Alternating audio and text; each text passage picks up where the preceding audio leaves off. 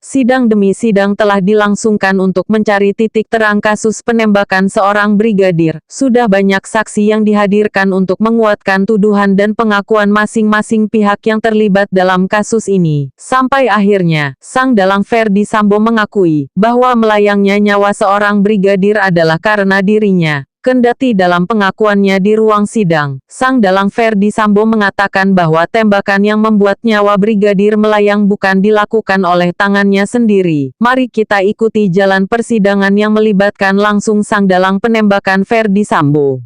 Di Magelang. Di Magelang. Di pelecehan tersebut tidak terjadi di 46. Demikian. Tidak terjadi di 46.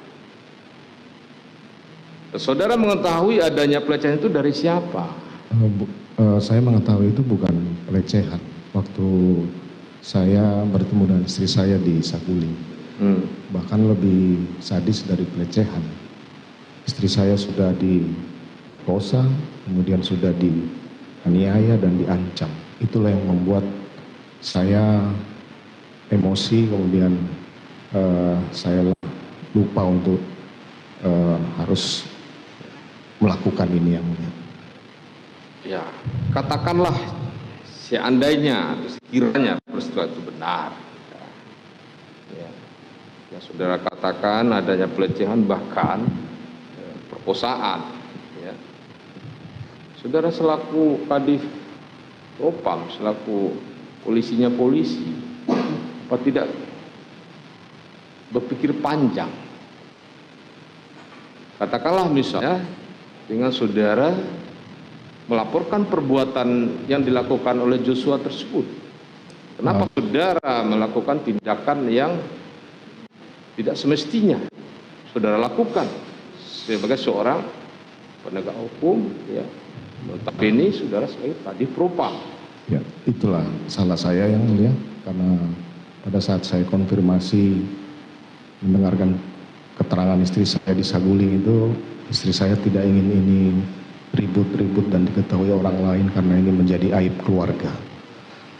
Sehingga saya minta untuk, ya sudah, nanti saya akan konfirmasi nanti malam dengan Yosua. Itu yang mendasari saya.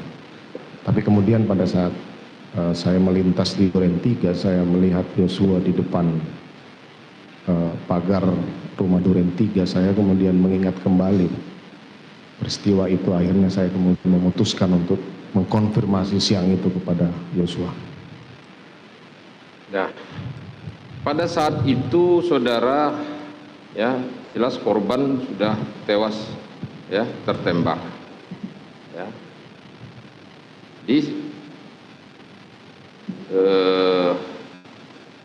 Apakah penembakan itu hanya dilakukan oleh seorang Eliezer saja, atau saudara juga ikut? Penembakan hanya dilakukan oleh Eliezer. Saya tidak membahas lebih lanjut tentang siapa pelakunya. Ya. Bagi kami dalam perkara ini, ya, adanya peristiwa kematian.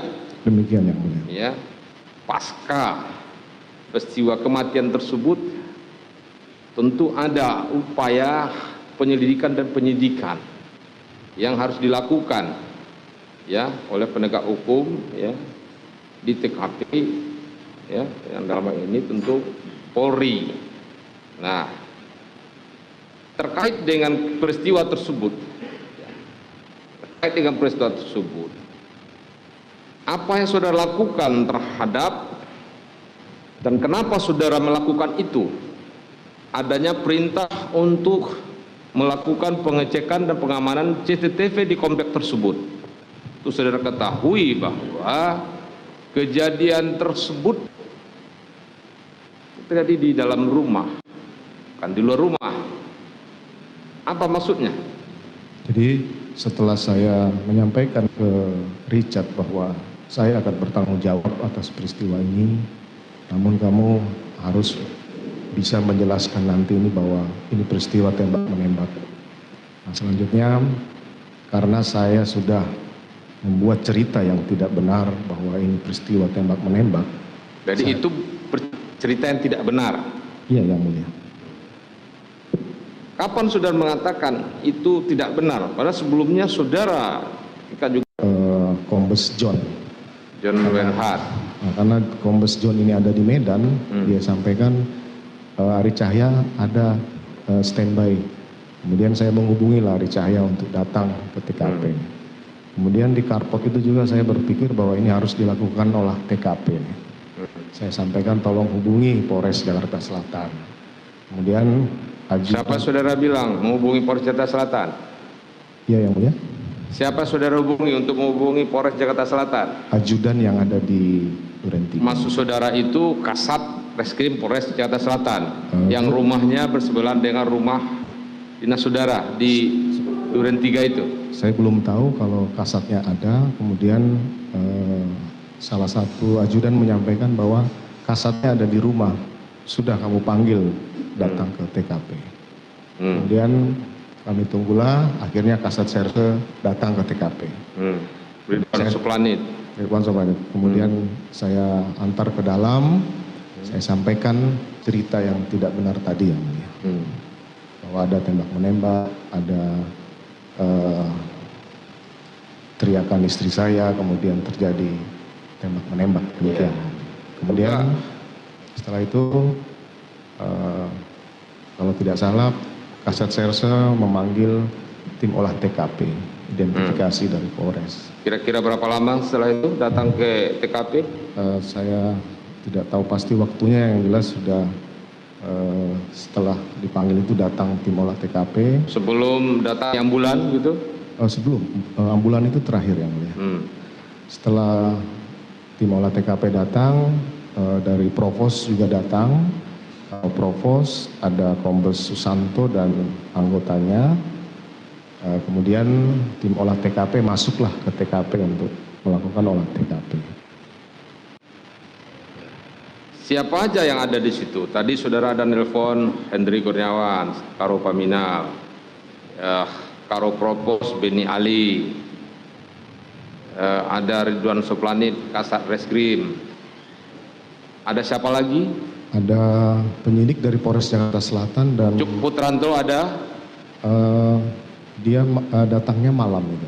Ya, pada malam itu ada. Ada. Kemudian, ada dia melihat itu saya korban Joshua masih di situ? Saya tidak perhatikan. Baikuni ada, saudara lihat di situ? Kalau Baikuni tidak lihat. Irfan Budianto ada pada waktu itu? Pada saat Ari Cahya datang, saya cuma melihat dia berboncengan dengan Irfan waktu itu. Pada waktu Ari Cahya datang ke lokasi TKP, ada berboncengan dengan terdakwa Irfan? Seingat saya seperti itu yang mulia. Kemudian Ari Cahya masuk, bergabung dengan tim olah TKP. Peristiwanya peristiwa apa? Berupa tindak pidanakah atau pelanggaran kode etik atau disiplinkah? Peristiwa yang terjadi tersebut? Ini peristiwa tidak pidana tapi yang dilakukan oleh anggota Polri, sehingga ada kewenangan dari Propam untuk melakukan pemeriksaan awal yang mulia. Untuk melakukan pemeriksaan awal? Iya, untuk iya. apa pemeriksaan awal dilakukan oleh Propam? Terkait dengan adanya anggota Polri katakanlah pada peristiwa tindak pidana tersebut.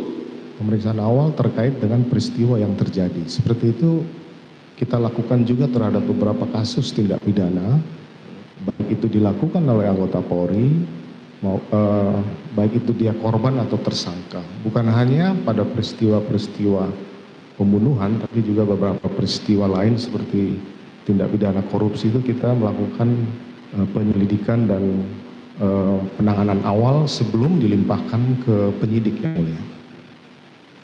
Baik.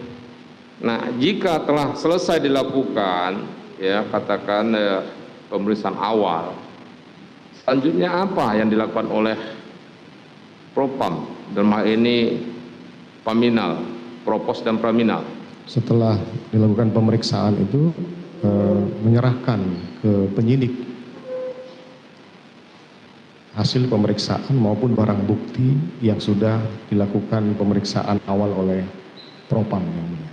Pemeriksaan awalnya berupa berita acara apa? Berita acara interogasi, Interogasi, pengecekan senjata, kalau misalnya itu ada senjata yang ada, kemudian penyerahan barang bukti semua yang ada ke penyidik yang mulia. Jadi kenapa tidak diserahkan saja itu ke Reskrim Polres Jakarta Selatan? Karena memang penanganan awal itu untuk tindak pidana yang dilakukan oleh anggota itu dari Propam yang mulia. Propam. Kapan kemudian ya proses penanganan lanjutan terhadap itu diserahkan oleh Propam ke pihak Polres Jakarta Selatan? Ini Reskrim Polres Jakarta Selatan. Untuk kepastiannya saya tidak tahu secara teknis yang mulia. Namun pada tanggal 9 saya mendapat informasi bahwa penyidik dan Paminal akan ke Duren 3 untuk melakukan prarekonstruksi dan rekonstruksi yang mulia. Penyelidik dari Paminal dan penyidik dari Polres Jakarta Selatan. Dan penyidik dari Polres Jakarta Selatan melakukan prarekonstruksi dan rekonstruksi di TKP. Prarekonstruksi dan rekonstruksi di TKP Duren 3. Di TKP. Tanggal berapa itu? Tanggal 9 yang mulia. Tanggal 9. Tanggal 9 itu pukul berapa? Kurang lebih pukul 14 yang mulia. Ya. Saudara tadi menyebutkan ada perintah saudara untuk Karopropos melakukan pemeriksaan awal, terus Paminal melakukan pengecekan CCTV. Demikian yang mulia. Untuk tugas Paminal melakukan pengecekan CCTV, apa maksudnya CCTV? Maksudnya CCTV komplek itu dilakukan pengecekan? Karena saya kira dibutuhkan untuk membuat terang perkara ini gitu. Dibutuhkan untuk membuat terang perkara ini. Karena di awal saya juga berpikir bahwa tidak ada masalah dengan CCTV di luar ini yang mulia. Karena menyorot ke